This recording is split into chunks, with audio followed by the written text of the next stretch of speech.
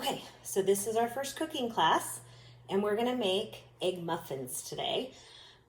So the first thing that you should always do when you're getting ready to cook is make sure that your kitchen space and your workspace is clean and picked up so that everything, when you're making it, has a place to go and you have enough space. So I just went to the grocery store, and you can see I've put all my stuff out. And I've got a ton of dishes that need to get put away and still extra stuff on the counters. So that's the first thing that I want to take care of, especially these dishes, because when I'm done cooking, I'm going to need to wash more dishes and have a place to put them. So take a few minutes and clean up your kitchen and your workspace. So I've cleaned up a little bit, and you can see I've gotten out all the items and tools that I think I might need. So now I think we're ready to begin. Okay, so the first thing you always have to do is make sure you wash with soap and water. We saw that bacteria lab, right? So you want to wash really well because you're going to feed people your food. And then if you have long hair like I do, then you should always just make sure that it's completely out of your face. None of those cute little hair things hanging down, because we want to make sure that people's food doesn't have hair in it. And you want to do your hair first, then wash your hands. So I'm actually going to make two different muffins, one with bacon and one with this sausage. And my family actually really likes a little bit of spice, so I'm going to use this spicy hot sausage, but you can use regular sausage as well that's not spicy. You can use ham, bacon, any sort of meat that you would like to put in your muffins. You can also leave them if you're a vegetarian, you can leave the meat out. But I like to add meat because, one, it gives a little bit more protein to the meal. So we have to start out by unwrapping the sausage and putting them in a hot frying pan. And you can see I set my stove to about medium or medium high. And what I'm gonna do is I'm gonna kind of chop up this sausage with a spatula or a wooden spoon, and we're gonna brown the sausage. Okay, so I'm just the stove is set to medium high, and I'm just kind of breaking apart the sausage into kind of smaller pieces, and it's gonna then get cooked all the way through on all sides. And after I have it all chopped up, we'll kind of stir it occasionally to make sure that it gets cooked everywhere and that we don't burn it. So this doesn't take very long, maybe 5 to 10 minutes. And so as soon as I have this sausage chopped up, then we'll be able to go ahead and work on our vegetable mixture. But while this sausage is cooking, I'm gonna start on the bacon and show you how to do the bacon as well. So I took the bacon out of the package, and what I wanna do is I wanna cut it up so that we can fry it in little smaller pieces that will get added to the omelets. So again, I'm making extra because I want to feed all of you plus my family of 6. And so I'm making more than is needed, but the recipe that I've given you has the right amount. So let me show you how I cut up this bacon.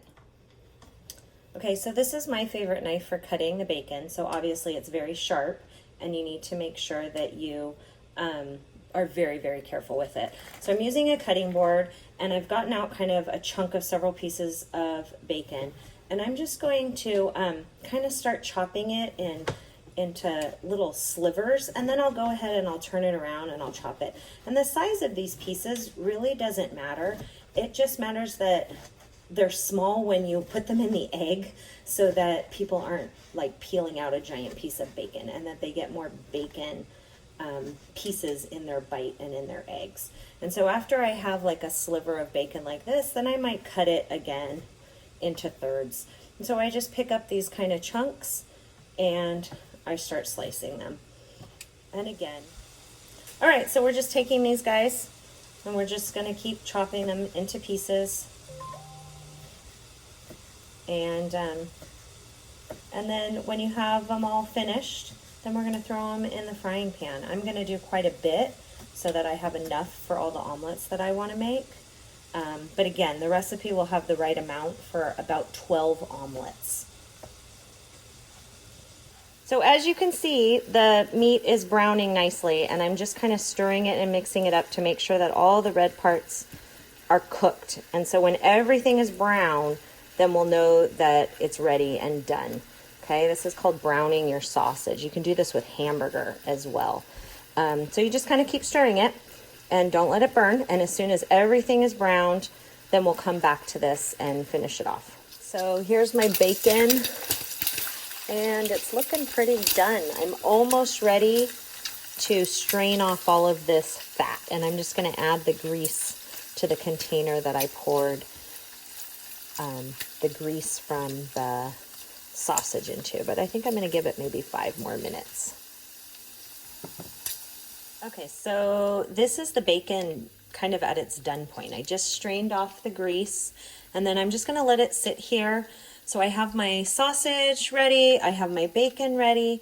Okay, so we're going to start cutting up our vegetables, and I'm going to start with the peppers.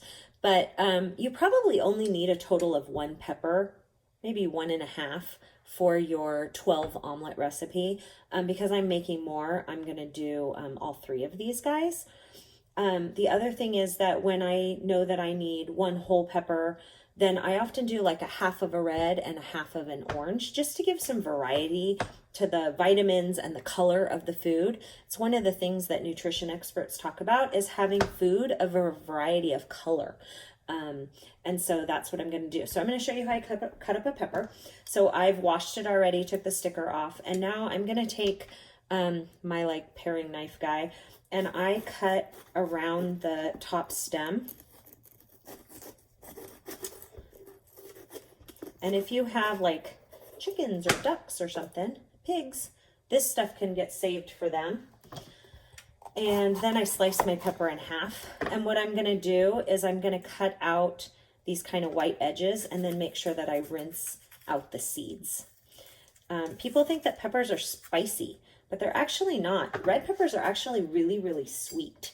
And so I actually eat them as a snack because I think that they're sweet. So I'm just gonna rinse them, and then I'm going to chop. And I'm gonna do this with all 3 of my peppers. Later I'm actually gonna throw my veggies into a food processor and show you what that looks like if you have a food processor. But if you don't, I usually just take and make strips of my peppers, and then I'm going to end up chopping them with that bigger knife that I used earlier. So you just kind of make some long strips.